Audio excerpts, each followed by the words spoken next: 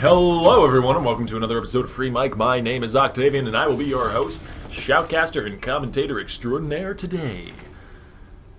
Whew, that was fun to say fast. Anyways, hello, welcome back. My name is Octavian. For those of you who remember this series, I know it's been a little while since the last one. I think about maybe 6 or 7 months at this point, but while I apologize for the absence, I plan on coming back in grand style here. And for those of you who are new to the series, welcome. This is where I talk about video games and you watch them. So it's really not much more in depth than that. Usually I'll take some high-level challenger or solo queue matches to talk about, or challenger solo queue matches, where the Venn diagram sort of meets, and the Venn plus the diagram makes for some really awesome League of Legends gameplay. Speaking of which, I'm hoping that's what we'll be getting today, because while All-Stars was going on, we of course, over here in North America, had some absolutely wonderful players guesting, because of course they had to play on the All-Stars stage, and some of those players are here in the game with us today. Greynote 5 is not actually Greynote 5, but rather, you folks probably know him better as Madlife. And so we're going to be having a absolute dream lane in the bottom lane today. Pardon me. With WildTurtle on AD carry and Madlife on support. The amount of people who would just kill to see that match, to see that duo, rather, on their team of choice. TSM fans, CLG fans, any team would love to have that as their bottom lane, doesn't matter who. And, well, Red Team gets it today. Not exactly a professional level team, I'm assuming, but it's going to probably work some pretty magical wonders for them. Speaking of magical wonders, we also have Faker taking up residence in his lane of choice, playing on his NA Smurf, I Have a Candy. These accounts were given to them by Riot Games while they were guesting over here in America, so that they could sort of just practice in solo queue. There's debates on whether or not the efficacy of practice in North American solo queue matches up to that of practice in Korean solo queue, but it's practice either way, as we have some shots traded back and forth here between Epic Shots, no relation to the channel you're currently watching, by the way, and Faker on LeBlanc. And this is actually a matchup that I wanted to talk about here. Whoa, actually, we have a gank here from Lee Sin, but taking charge of the situation. Faker's going to be taking first blood as well, as Central Time comes in a little bit too late with the safeguard to save Morgana's life. That was just faster than I could even cast it. And you know, I can talk pretty quickly sometimes, especially about League of Legends. It has been a little bit since I've casted, so please do forgive me if I drop a play-by-play here or there, or misuse the name of one of the new items, as I'm still getting used to the preseason patch, as I believe a lot of players, casters, and everyone having to do in the League of Legends scene is. There's been so many drastic changes, as there always is in the preseason. It's sort of Riot's sandbox mode, which, but I would love to have one of those. Riot. There's the double stun from Coder Cabbage, going to be following up that with a flash away, but 2001 chase him down with a flash of his own, and that'll be another kill going over to Red Team, this time to Rek'Sai. WildTurtle now caught way out of position. I'm not sure what he was doing that far forward, but he is paying for it dearly. There's no way to ambush your way out of a Lee Sin's area of vision. Ironically, for the champion design, one of the best at gaining vision on stealthed enemies. I'm assuming he just kind of hears them sneaking up. Twitch isn't very quiet when he sneaks up to enemies, to be fair. He always giggles about it or shouts at you when he comes out of invisibility. One of the first champions that Riot really put a lot of effort into the visual and audio aspect of the rework. And they've been doing that ever since, with, I guess, the most recent addition is Poppy and other champions who have had those sort of touch-ups and makeovers. They put a lot more thought, effort, and I suppose money and time into building these new champions from the ground up, and old champions as well. But there is a 2v1 going on in the bottom lane, and as most 2v1s end up, the 2 comes out on top. WildTurtle picking up a kill to make up for his snafu earlier on in the lane, as him and Madlife are now going to try and push those minions out as hard as possible and capitalize on that potential advantage. One thing I did want to talk about, though, and I think I was going to start in on this track when First Blood rolled around a few minutes ago, is the matchup in the mid lane. Not particularly the player matchup, as I don't believe Faker has actually faced off against this particular denizen of North American solo queue, but rather the champion matchup, because there is some history there, especially for Faker. There's some nice damage onto epic shots, I suppose. Faker running a little bit low in mana, though, as we pop up to the top lane once again. We're Covert Cabbage with that counter strike. It's going to be stunning up. 2001 leap strikes away. Lots of strikes for this Jack. There's the flash in from Toontown. Lands the slow from Equilibrium Strike. I'm going to try and maybe dive under this turret. No. No, not with Lee Sin coming around the corner. And Jack's a bit too far away for them to actually make anything further happen. There is the Sonic Wave Resonating Strike. 2001 going to burrow his way to safety, though. And it's just going to end up with a bloodless trading of blows on both sides. Faker gets bound up a bit, and maybe I could finally get off that thought that I had stored up for this mid lane.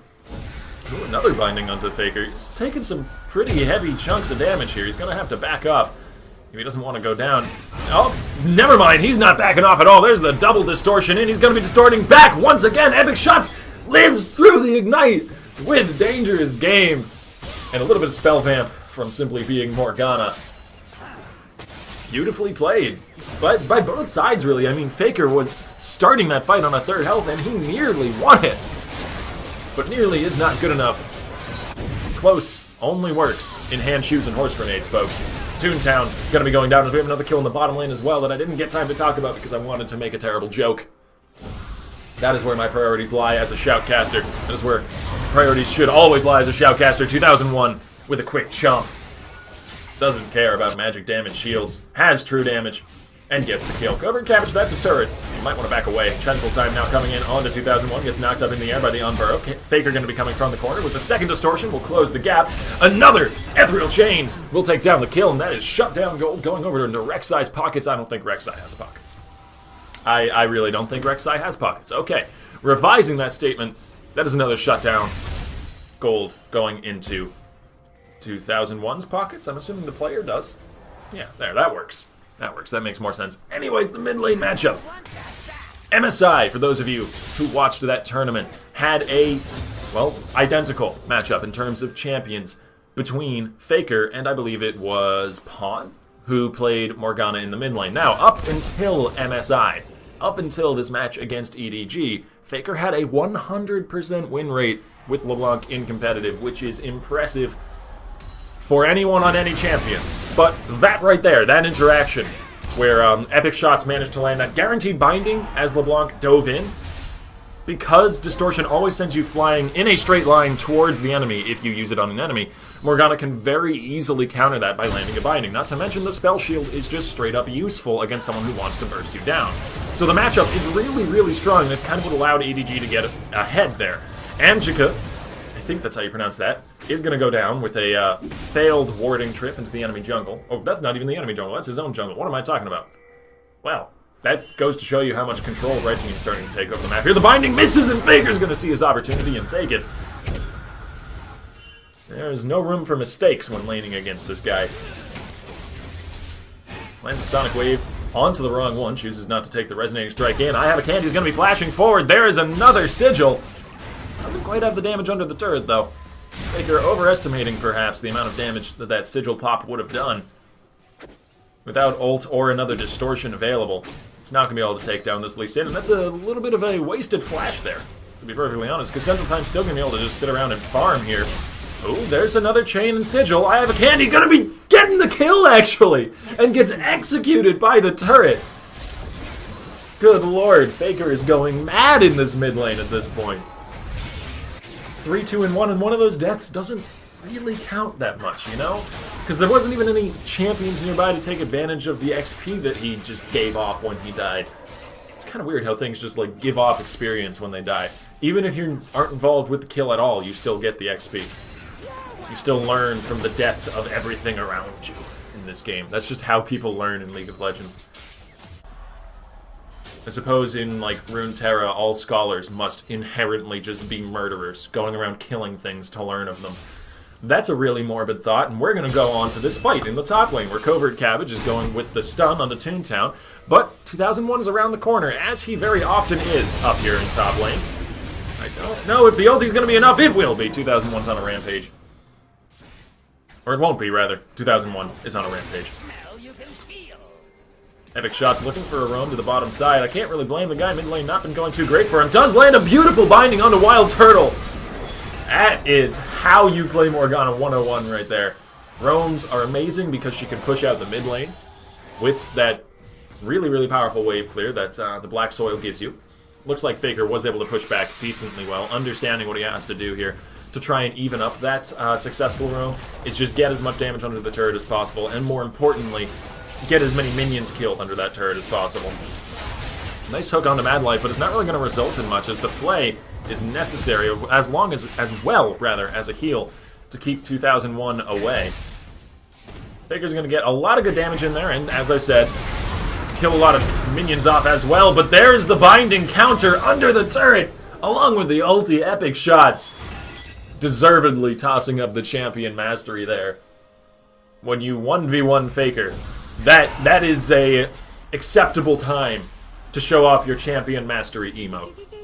Even if you are on a almost perfect counter pick to his champion. WildTurtle flashing away from the binding. Here comes another flash from Madlife, and that'll be shutdown gold going over to the greedy support. Covert Cabbage comes in for the stun underneath the turret. Has Central Time to back him up, but it's not really going to amount to much anyways. And Madlife, looking for some vision control, is going to be able to help his team out in taking down that mid lane turret. Well, Covert Cabbage and Central Time set up for a fairly orchestrated tower dive. Covert Cabbage gets the kill. Pardon me, folks. Oh, here comes Faker, though, from the back. Cleans up at least one kill back for his team. Always in the right place at the right time. And that's actually something I'm a little bit surprised at. The fact that really was kind of the first roam for Faker's LeBlanc here. Covert Cabbage now getting dove underneath the turret. I don't know if Madlife can really tank out more than 1 or 2 shots. He gets out with barely any health left, but Jax cannot say the same. 2001 is unstoppable at this point. 5-0-2. I feel like I haven't given enough credit to this Rek'Sai. So there you go. Take that credit. It is well deserved. 5-0-2 is an impressive scoreline to have, especially moving only into 13 minutes here. There's that completed Spell Thief's Edge. Going to be getting some vision onto Faker, but vision is not what he needed there. He needed damage. Oh, he finally has it in the end. Epic Shots gets the kill. That was more damage than I anticipated coming out from a 4-4 Morgana who built into a Spell Thief's Edge rush.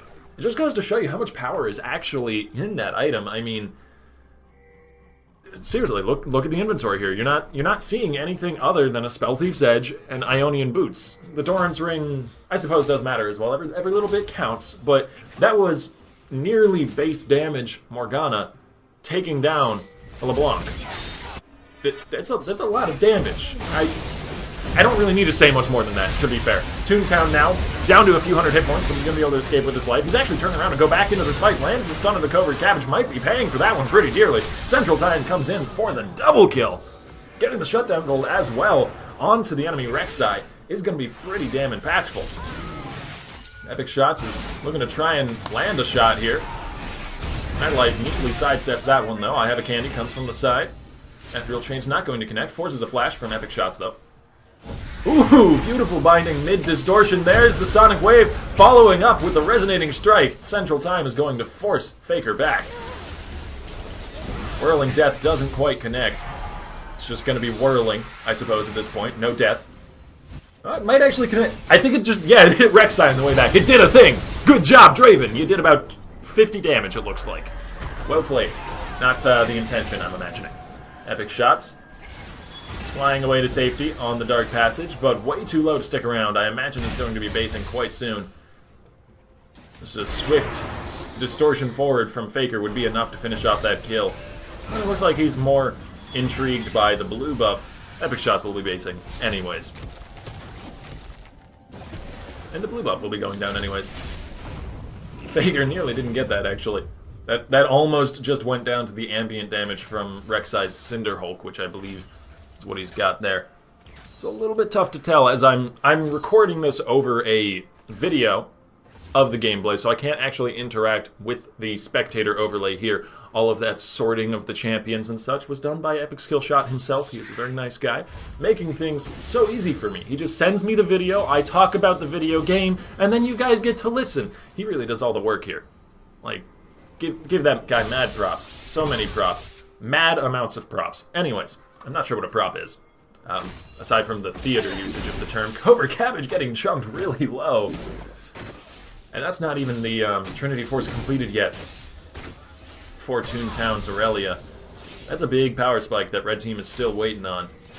And speaking of power spikes, I mean, we've got the Yumu's Ghost Blade completed for WildTurtle, which is a really interesting item as it is. Oldie but goodie for that sort of assassin Twitch gameplay. And speaking of assassins, Lichbane completed for Faker. An interesting first item choice on LeBlanc, though with all of the item changes, it's always going to be interesting to see what he goes. Just given that it's a preseason, item builds are just an interesting thing nowadays in and of themselves, basically no matter what people build. Looks like we might have a bit of a fracas ready to form up here in the top lane, as once again Epic Shots shows off his champion mastery that is now visible to both teams, so it is usable as a taunt alternative instead of using Morgana's frankly quite wonderful laugh sound effect. You can also just show them that you have played quite a bit of that champion. Binding over the wall in 2001, who is rather tanky at this point. You know, I mentioned a lot of item builds, but I didn't get around to this Rek'Sai, who's 6-1 and 2, and thus has some of the most important item choices in the game. When you're carrying, it really, really matters what you're building. Oh, WildTurtle getting dove underneath the turret here, going to take a big chunk of damage. Net crash, though, forced to flash away from 2001, who flashes to follow him. Faker now coming over the wall is going to seal the deal onto this kill of a Draven. And Covert Cabbage is going to regret teleporting into this fight. Goes down for the second kill in a 2-for-0 trade in favor of Red Team, who are beginning to snowball a bit out of control here. Madlife neatly sidesteps once again another skill shot. I feel like that's just a line I can add in at the majority of situations in this game. Madlife neatly sidesteps X or Y, or even Z in some cases. I mean, the guy's good enough to get away from anything. Any letter of the alphabet I could put at the end of that sentence. I'm sure Madlife could dodge it. As top lane turret is almost certainly going to go down here. Or perhaps not. Angika is around to try and defend it. Toontown's going to be happily able to dive this Thresh, though. The box will lock him out of the kill. And what the heck was that? That was just a very strange interaction of all the varying abilities that went off there, but in the end it is a dead Aurelia. Faker looking to clean up maybe a kill or two will get spotted out by the blue trinket and reconsider his decision at that point, given that there are 4 enemies and a tower to dive under. Perhaps a bit too much for him to take on at once. Meanwhile, we do have Jax on the bottom side of the map taking a dragon. That's something to take note of here. Covert Cabbage living up to his name in the first half of it, at least. I'm not sure if the man is a cabbage. He could be a cabbage. He would be a very dexterous cabbage to be able to be playing League of Legends.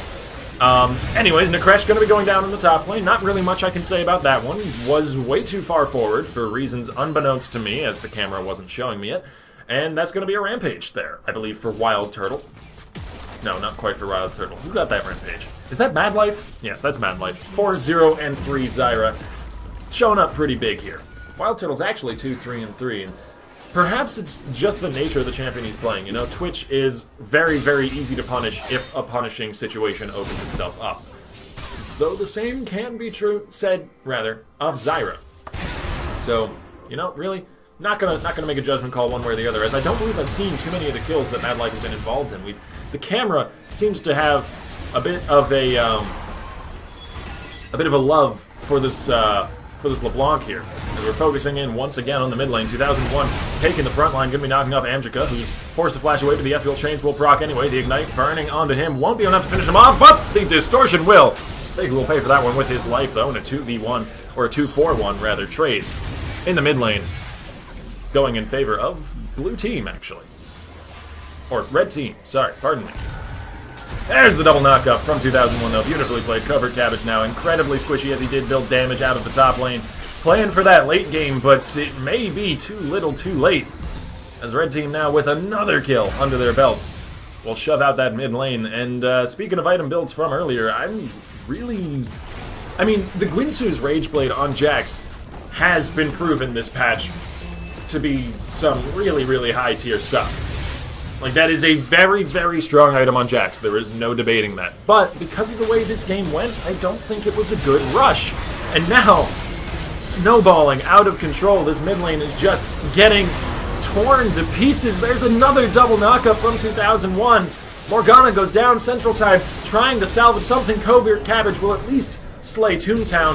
2001, though, with another knockup on the Central Time, will make his way out of there safely. WildTurtle will slow them both up. There's another snare. There's some more damage coming in from the side, and suddenly Blue Team has lost so very much.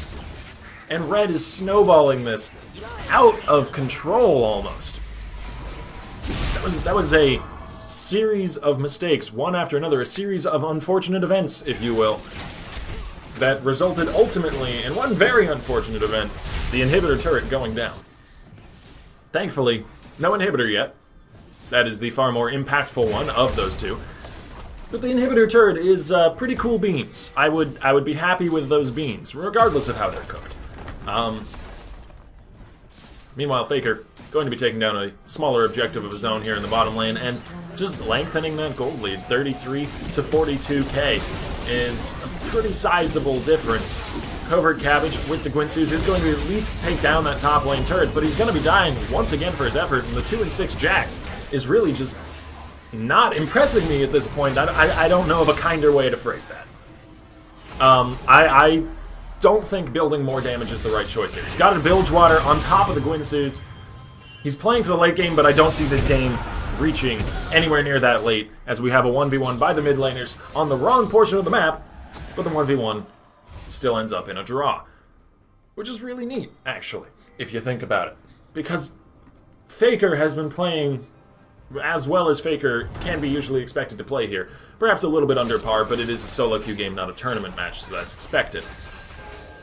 But simply by virtue of how well Epic Shots picked his champion here, very, very high skill floor there, having to click on the right champion during the game, but simply by virtue of picking the correct champion to counter LeBlanc, he's holding even here. But in this team fight, I don't think Blue is going to be holding even for very much longer. 2-for-1 trade now with Madlife, Godlike, and Central Time, trying, most likely futile. Most likely futilely? That's not a word. Most likely in a futile manner to escape. But he does actually manage it, as Red Team thinks it's simply not worth the effort to chase down the Blind Monk, who comes in from the side to taunt them a little bit longer, but perhaps he should not have done so. Forced to use Dragon's Rage to kick away 2001, as Blue Team is attempting to hold the secondary turret out here with just a few members, and Faker is going to make them pay for this perhaps unwise decision. Instant shutdown onto Central Time there. A bit more gold into LeBlanc's pockets, who I believe might have pockets. I'm not sure. Most of her clothing seems to be in the form of a cape. Unsure if capes have pockets. We'll do further research on what champions have pockets and which ones do not. Oh no, Toontown. That is a very, very dead Aurelia. As Epic Shots uses the change just to finish it off there. Distortion away from Faker. Distortion back in from Faker. And Covert Cabbage will be once again slain.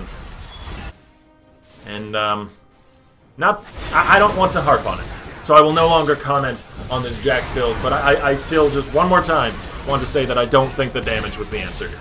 I have a candy. Gonna be going in under the turret, doesn't quite get a kill to go alongside his candy, but here comes 2001. The Zony's Hourglass is gonna save Epic Shots from that knockup, but it will not be saving this Lee Sin, who goes down to Faker's pretty obscene amount of damage at this point. Morelos and Lichbane for a bit of utility and a tiny bit of extra damage added in there.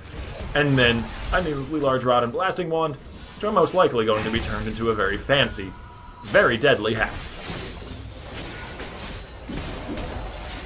And basically stemming all from that series of lost skirmishes in the mid lane, Blue Team has fallen further and further behind, and this is how Preseason 6 usually looks, because there's more ambient gold, because of the changes to a lot of the different 80 carry champions, a lot of items even, because of many, many factors all combining together, which would take me multiple videos even to simply begin explaining.